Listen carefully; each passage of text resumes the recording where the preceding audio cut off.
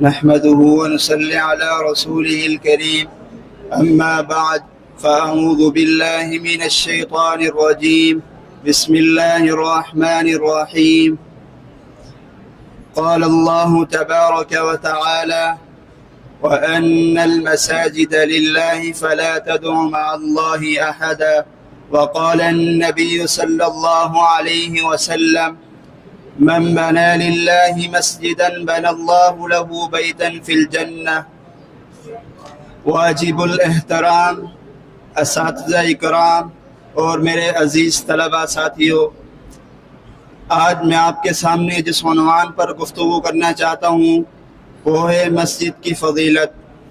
اللہ رب العالمین سے دعا ہے وہ بارک تعالیٰ مجھے حق اور سچ بیان کرنے کی توفیق عطا فرمائے، آمین۔ سامعین محترم، اللہ رب العالمین کے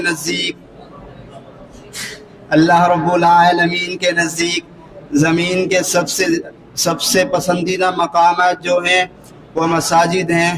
آخر اس کی وجہ کیا ہے کہ اللہ رب العالمین کو مساجد اتنی پسند کیوں ہیں؟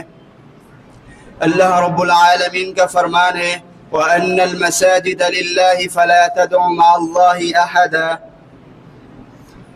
بے شک مسجدیں اللہ تعالیٰ ہی کے لیے ہیں اور اللہ تعالیٰ کے ساتھ تم کسی کو نہ پکارو۔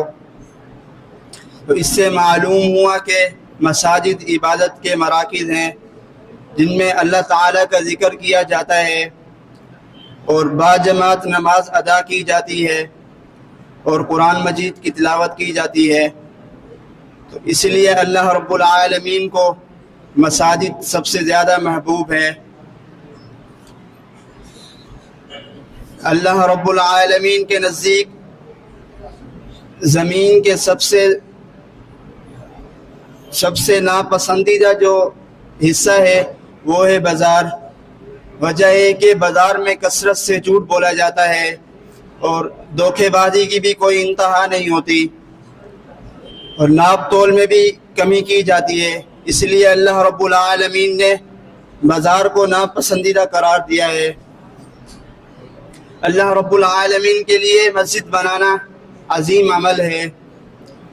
آپ علیہ السلام نے ارشاد فرمایا من بنا للہ مسجدا بنا اللہ له بیتا فی الجنہ، جس شخص نے اللہ کے لیے مسجد بنائی تو اللہ تعالیٰ اس کے لیے جنت میں گھر بنائے گا۔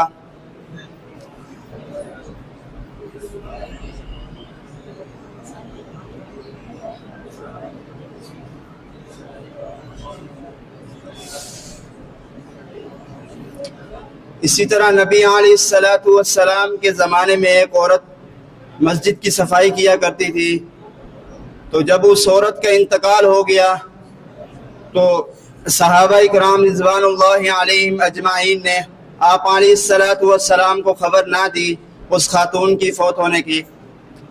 تو صحابہ کرام رضوان اللہ علیہم اجمعین نے اس خاتون کا نماز جنازہ پڑھایا اور اس خاتون کو دفن کر دیا۔ تو آپ علیہ السلام کو جب معلوم ہوا تو آپ علیہ السلام نے صحابہ کرام رضوان اللہ علیہم اجمعین سے کہا کہ مجھے اس عورت کی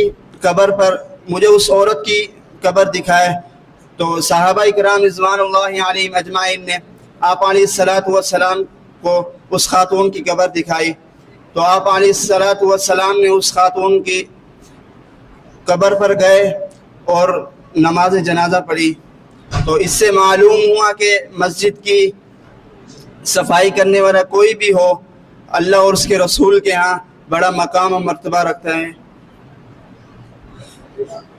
اللہ رب العالمین سے دعا ہے کہ وہ ہم سب کو مساجد سے محبت کرنے کی توفیق عطا فرمائے، آمین۔ وما علینا الا البلاغ المبین۔